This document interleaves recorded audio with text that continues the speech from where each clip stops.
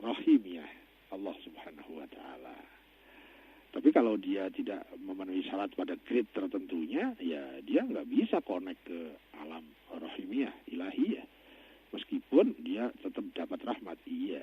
Orang yang menentang Tuhan pun tetap diberi rahmat. Ya, kurang lebih seperti itu. Nah, kita tinggal mau pilih yang mana. Kita cukup dapat rahmat saja, atau kita juga dapat rahim. Kalau punya anak laki-laki 2, yang satu disebut diberi nama rahmat, yang kedua diberi nama rahim. Dapat deh dua-duanya, yang satu rahman, yang satu rahim.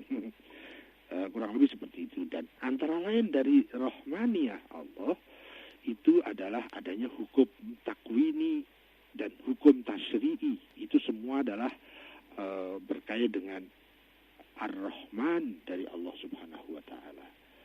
Nah, bagaimana dengan Ar-Rahim?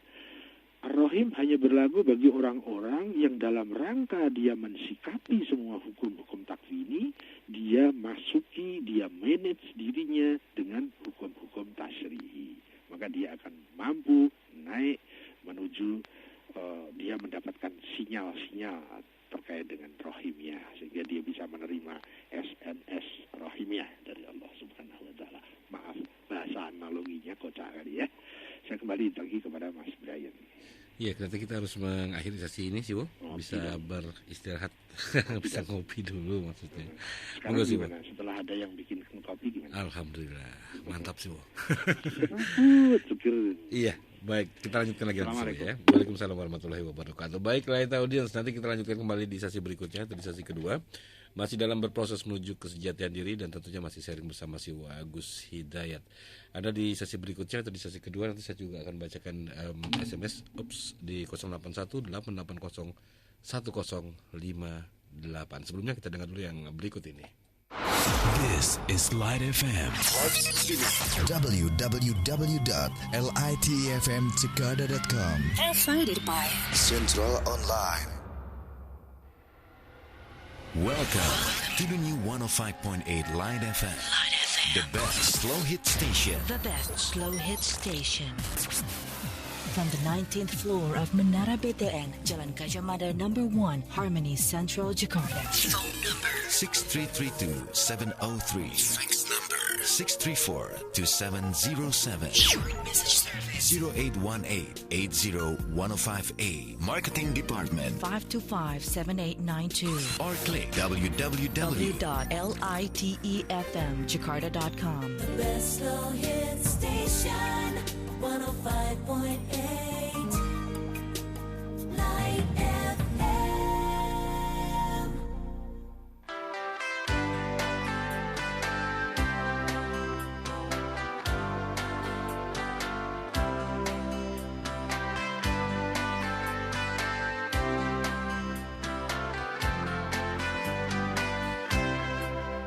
Bermata tapi tak melihat, bertelinga tapi tak mendengar, bermulut tapi tak menyapa, berhati tapi tak merasa, berharta tapi tak sedekah, berbenda tapi tak berzakat, berilmu tapi tak beramal, berjalan tapi tak terarah. Semoga kita terhindar dari hal-hal sedemikian. Semoga kita menjauh dari sifat sedemikian. beramal tapi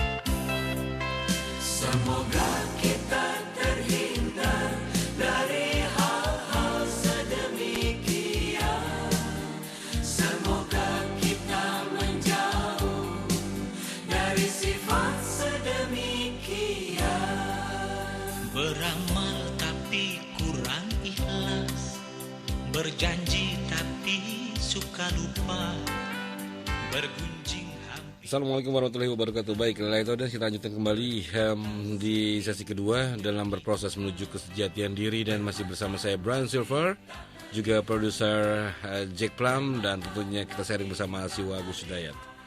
Iya, assalamualaikum Siwa. Baik, saya coba terima 3 penelpon dan juga beberapa SMS nanti akan saya bacakan ya. Baik, di 0216332705. Assalamualaikum. Assalamualaikum. Waalaikumsalam. Dengan siapa Mau ini? interaktif ini Mas Iwo nih. Iya, dengan siapa ini? Pak Murad di Kembangan Utara nih. Bapak Murad, silakan Pak Murad Iya. dipersingkat pertanyaannya, Pak. Iya, singkat sekali nih. Halo, langsung ini. Langsung silakan. Assalamualaikum Siwo. Waalaikumsalam. Ini pertanyaannya singkat aja ini. Kemarin itu kan bingung, saya puas sekali dengan jawaban Siwo. Sekarang yang kedua ini pertanyaannya disuruh milih ini. Ya, singkat aja. Pertama, sholatnya bagus, ahlaknya nggak bagus. Yang kedua, ahlaknya nggak bagus, sholatnya bagus. Mana kira-kira kita pilih itu? Demikian Siwo. Iya, baik. Terima kasih Pak Murad. Assalamualaikum. Baik, terima kasih Pak Murad. Dan yang lainnya silakan di 0216332705. Anda juga yang bisa streaming di www.lightfmjakarta.com dimanapun Anda berada ya. Assalamualaikum. Halo, assalamualaikum. Assalamualaikum. Waalaikumsalam. Dengan siapa ini? Dengan saya, Bung Brian. Dengan siapa ini, Mas? Steve. Dengan Mas Steve ya? Iya. Oke, silakan. Oke. Bapak Siwo, selamat malam. Assalamualaikum. Saya mau mengajukan sebuah pernyataan terlebih dahulu. Dalam teori kekuasaan dikatakan bahwa salah satu faktornya adalah kepiawaian rohani. Seperti misalnya Jose Maria Escrivá yang awalnya hanya seorang imam dalam hierarki Gereja Katolik Vatikan. Kemudian dia dinobatkan sebagai santo atau orang suci, yang artinya di sini dia patut dihormati sebagai halnya orang suci dan memiliki kekuasaan atas hierarki Gereja Katolik.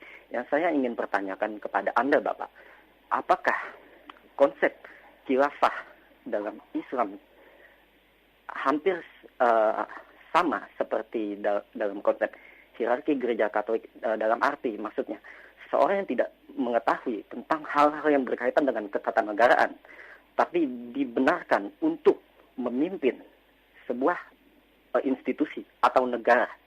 Demikian Bapak Siwo. Terima kasih. Baik, terima kasih. Waalaikumsalam warahmatullahi wabarakatuh. Terima kasih Bung Stephen Keng ya, yang mungkin ada di perjalanan. Yang lainnya satu pertanyaan terakhir, silakan di 0216332705. Assalamualaikum. Waalaikumsalam. Iya, dengan siapa ini? Dengan Taufik Dengan Mas Taufik di mana? di Tangerang. Tangerang, silakan Mas Taufik.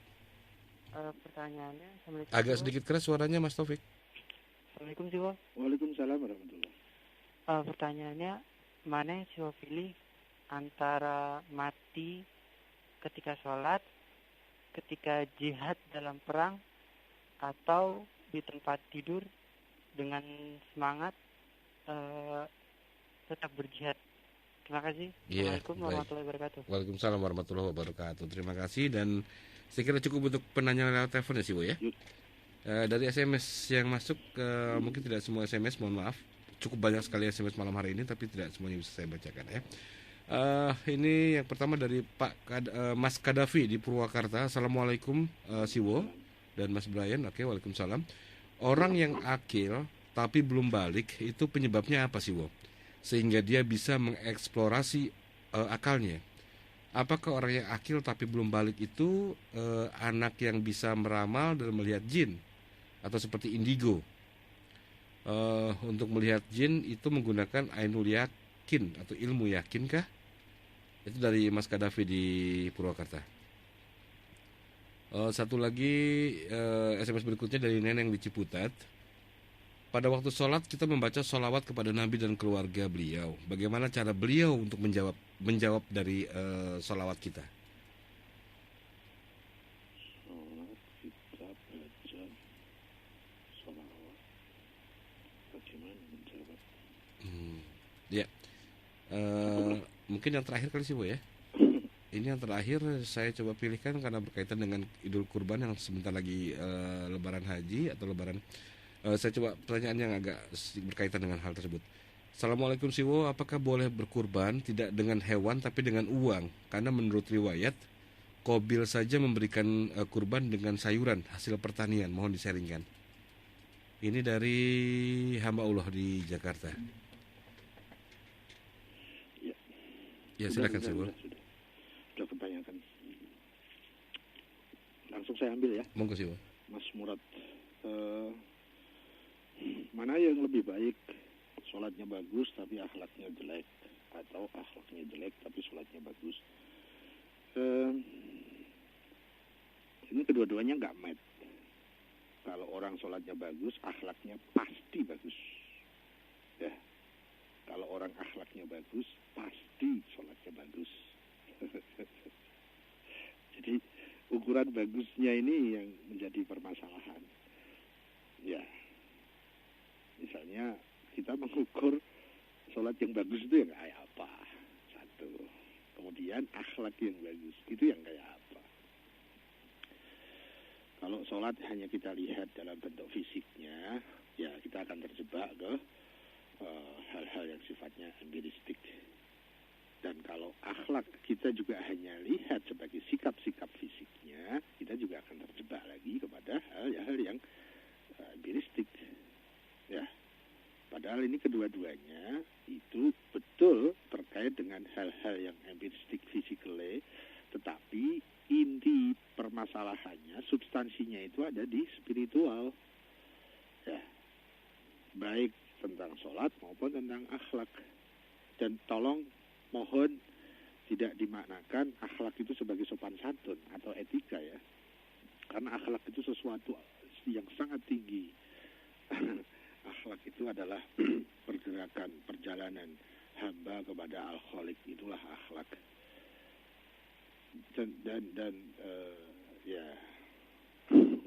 Dan salah satu bentuk dari akhlak itu ya antara lain teraplikasi di dalam ketaatannya kepada Allah.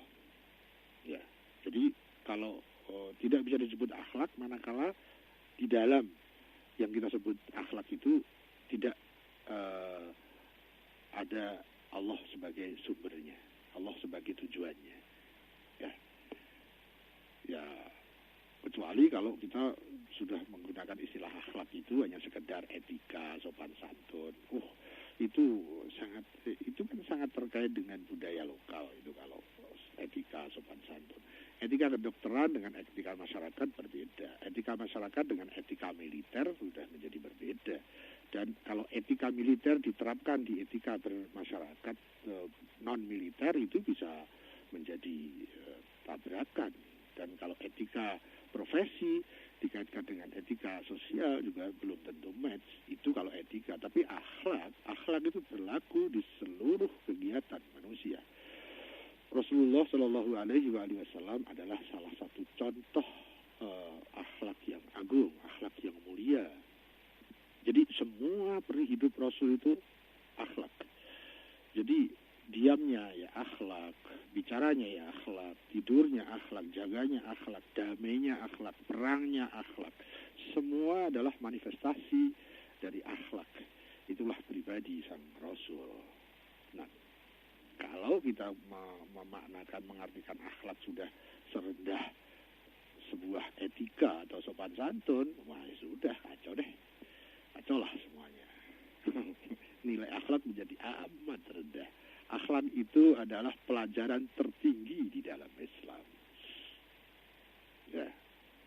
Jadi paduan antara akidah dengan syariah itulah akhlak. Pelaksanaan syariat dengan semangat akidah, tauhid, itulah akhlak. Kadang-kadang dibagi lagi, Islam itu ada akidah, syariat, dan akhlak. Oh, itu terkotak-kotak lagi. Mari kita dahulukan akhlak ketimbang fikih misalnya. Itu menjadi terkotak-kotak, menjadi kacau. Karena akhlak itu gabungan dari akidah dan syariah. Kalau ditinggal salah satu tidak bisa disebut akhlak. Apalagi sekedar sopan santun atau etika. Tidak. Nah, sholat adalah salah satu sarana, cara untuk membangun akhlak itu. Jadi kalau orang sholatnya bagus, itu pasti akhlaknya bagus. Tidak mungkin tidak. Kalau sholatnya bagus, akhlaknya jelek, pasti sholatnya tidak bagus. Ya, nah, nanti terkait lagi dengan bagaimana kita mengukur sholat itu bagus atau tidak. Ya, kurang lebih seperti itu. Kita sebelum sebelum saya lupa, mari kita mengukur diri kita sendiri sebelum mengukur orang lain. Mengukur diri itu wajib, mengukur orang lain tidak wajib. Jadi tidak mengukur orang lain itu tidak apa-apa. Kemudian yang berikutnya, Mas Stephen, teori kekuasaan. Saya langsung saja ke permasalahannya. Apakah konsep khilafah yang ada di dalam Islam itu sama dengan yang diterapkan di dalam Katolik itu? Dan tadi ada garis bawah, ada stressingnya. Bisakah seseorang yang tidak piawai dalam kenegaraan dan dia harus memimpin? Wah, ya kacau, Mas. Siapapun yang dia memimpin sesuatu yang dia tidak piawai di dalam bidang yang dia pimpin, apapun itu kacau. Dan pasti tidak memenuhi syarat, pasti. Tapi kalau konsep khilafah, dan kalau khilafah itu bukan konsep negara, Mas, tapi konsep universal. Ada yang lebih serius lagi ketimbang konsep khilafah, karena konsep khilafah itu masih menyentuh tentang demokrasi. Tetapi ada yang lebih serius lagi, yaitu disebut dengan konsep ulil amri atau konsep imamah. Itu lebih serius karena tidak ada campur tangan sama sekali dari bawah. Itu murni tunjukkan dari atas. Nah, ya kayaknya juga ya, kepemimpinan yang dikembangkan di komunitas Katolik kayaknya juga bukan konsep negara, kan? Itu konsep yang lebih cenderung universal, lintas negara. Ya tentu di sana ada syarat-syarat tertentunya masing-masingnya. Tetapi kalau yang tadi di bawah ditekankan, bagaimana mungkin orang yang tidak piawai di dalam masalah kenegaraan dia memimpin kenegaraan? Itu jelas tidak mungkin. Ya, seseorang untuk menjadi tidak memenuhi syarat untuk menjadi makmum saja, dia nggak bisa jadi makmum yang baik. Dia tidak memenuhi syarat sebagai warga negara saja, dia tidak bisa menjadi warga negara yang baik, apalagi pemimpin. Jadi pemimpin dia harus memenuhi kriteria sebagai seorang pemimpin. Ya itu kayaknya berlaku universal, itu kaidah seperti itu. Ya. Nah, kalau ada mungkin ya agak spesifik di dalam masalah kepemimpinan Islam itu, yang memimpin itu tentu harus lebih dari yang dipimpin. Kalau yang dipimpin kualitasnya lebih baik dari yang memimpin, ya jelas itu tidak memenuhi syarat. Dan seorang pemimpin, itu dia harus egonya mencakup seluruh yang dipimpin. Tidak bisa seseorang yang duduk sebagai pemimpin, egonya masih dibatasi dengan ego diri, ego keluarga, ego kelompok, ego partai. Ya nggak bisa. Akhirnya ya kacau.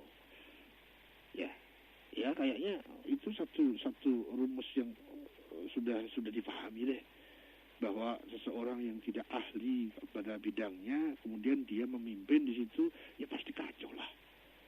Ya apapun yang dia pimpin, kalau dia tidak membidangi permasalahan yang dipimpin, ya pasti kacau deh.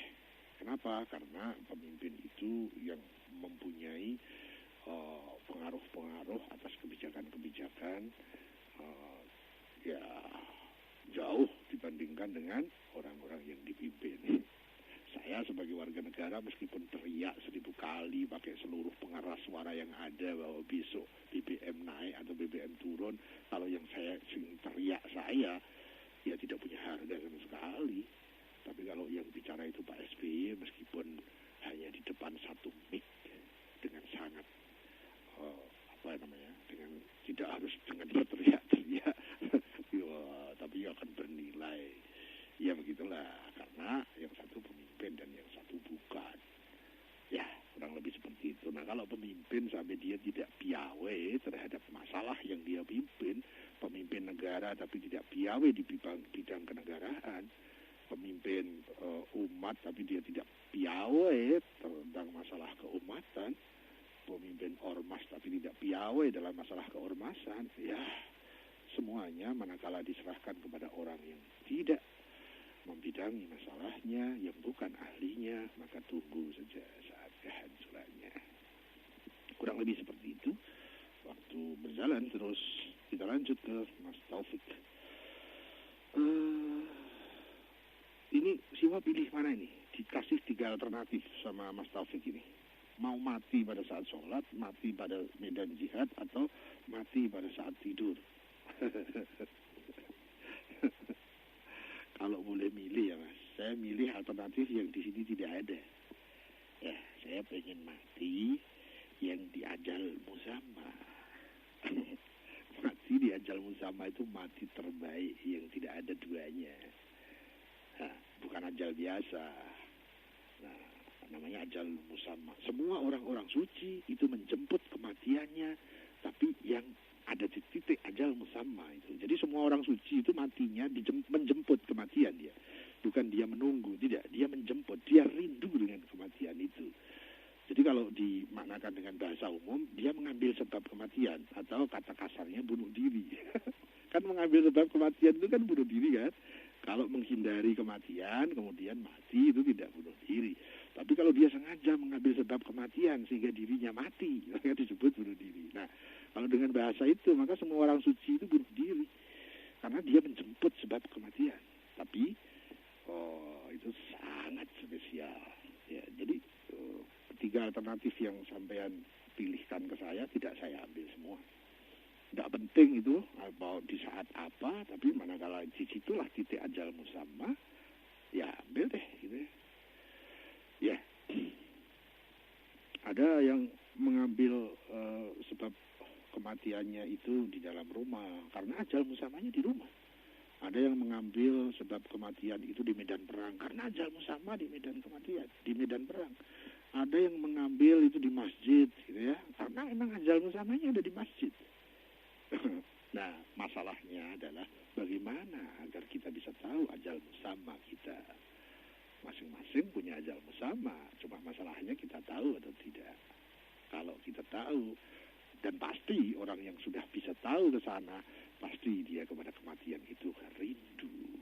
Sebuah fasilitas yang luar biasa. Tidak ada fasilitas yang melebihi itu. Semua fasilitas yang di dunia ini, tidak ada fasilitas yang melebihi dari ajal musamma. Ya, jadi saya minta maaf ya, Mas Taufik, saya tolak semua alternatif Anda. Saya punya alternatif yang bukan itu, yaitu apapun, dimanapun, kapanpun, yang dirindukan adalah ajalun musamma. Kemudian SMS. Ada Mas Kadafi. Ada orang akil tapi belum balik. Kenapa ya? Ya, apakah itu terkait dengan masalah indigo? Bisa jadi Mas ya. Jadi masih anak kecil, tapi dia sudah mampu mengeksplorasi akalnya. Ya, yaitu tidak menutup kemungkinan kan hal-hal seperti itu. Bisakah terkait dengan istilah indigo? Indigo itu orang yang punya indera yang sangat tajam. Sering dikatakan bahwa seseorang yang mempunyai indera keenam, misalnya begitu ya. Ya ada kemungkinan, tetapi tidak pasti. Apakah seseorang yang punya itu indigo tadi, maka otomatis dia sudah menjadi akil? Kayaknya nggak pasti deh, karena bisa jadi itu satu percikan-percikan yang tidak bisa dia kendalikan. Kalau orang yang sudah akil, itu dia sudah mulai bisa mengendalikan, memanagenya itu sudah bisa. Tapi kebanyakan indigo kayaknya dia datang sendiri, ada satu potensi yang di luar kendalinya. Ya, meskipun bisa jadi, tapi tidak pasti. Tapi kalau yang terkait SMS terakhir bahwa untuk bisa melihat jin itu harus dengan ilmu yakin, tidak lah. Ilmu yakin itu sangat tinggi. Sementara untuk melihat jin itu tidak harus dengan ilmu yakin. Ya, orang buruk pun bisa kok melihat jin itu. asal dia memang memenuhi syarat-syaratnya, atau ada jin yang mau menggoda dia. Maka dia bisa melihat jin. Apalagi kalau digoda dia takut. Oh, jinnya makin asik menggoda dia besok lagi gitu. Jadi untuk bisa melihat jin misalnya, bisa dengan cara apa? Dengan cara penakut. Nanti kita akan melihat hantu. Tapi orang yang pemberani rata-rata jin-jin nggak mau goda orang yang pemberani, karena pasti dia kecewa. Dia digoda diem aja, atau digoda malah dia ganti goda. Ya, jadi kalau sekedar mau melihat jin, nggak harus dengan ilmu yakin. Ilmu yakin itu sangat tinggi, Mas. Oh, untuk bisa melihat jin, nggak sampai begitu-begitu amat sih. Terus Mbak, apa tadi ya? Pada saat sholat kita bersolawat, dan bagaimana beliau itu menjawab solawat? Ya,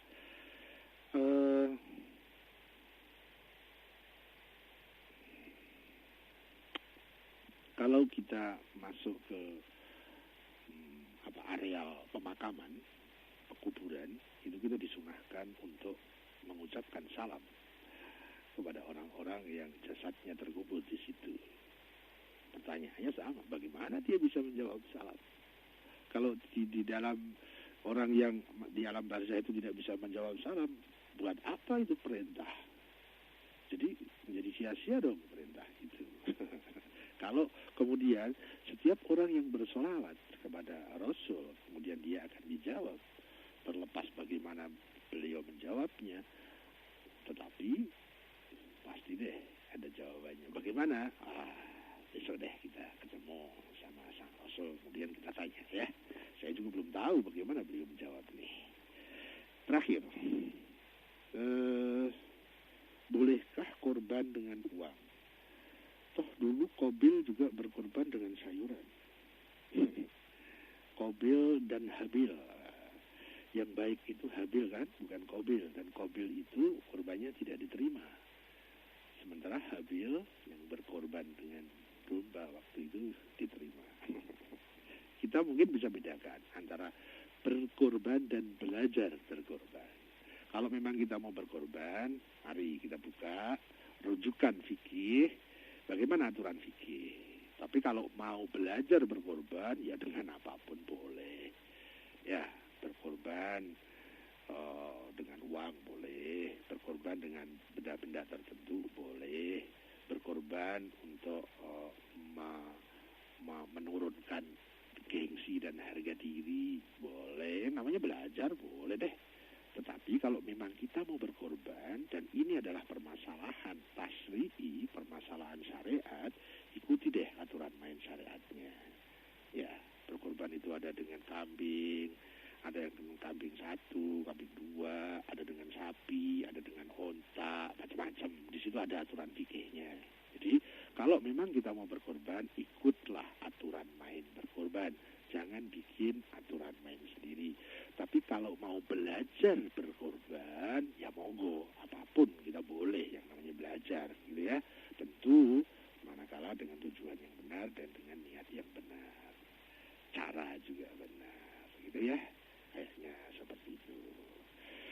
Dan habis. Ada Mbak Lis di Pasar Jumat, terima kasih. Mas Doni Tangerang, terima kasih. Ada Mbak Mary di Jakarta, terima kasih. Juga Mas Muhammad Abduh, terima kasih. Mas Murad, Mas Stephen Keng, dan tadi Mas Taufik ya. Dan SMS-nya dari Mas Kadafi, terus dari Mbak Titik, saya nggak sempat nyatat. Dan yang terakhir juga saya tidak sempat nyatat namanya siapa. Kepada semuanya, terima kasih dan mohon maaf. Dan kepada seluruh light audience serta seluruh staf dan keluarga besarnya, semoga kita dipersaudarakan dalam proses penghambaan, dalam proses menuju kebenaran dan dalam keberkataan. Mas Brian, Mr. Jack, saya mohon pamit. Terima kasih semuanya dan mohon maaf semuanya. Bila taufik wal hidayah. Assalamualaikum warahmatullahi wabarakatuh. Waalaikumsalam warahmatullahi wabarakatuh. Terima kasih Siwa Gus Hidayat, dan insya Allah minggu depan di jam dan waktu yang sama kita akan kembali berjumpa dalam berproses menuju kesejatian diri. Baik, Late Audience, saya Brian Silver dan produser saya Jack Plum mohon diri. Nanti kita akan ketemu lagi dalam Light at Night ya. Oke, sebelum saya tutup kita dengar dulu sebuah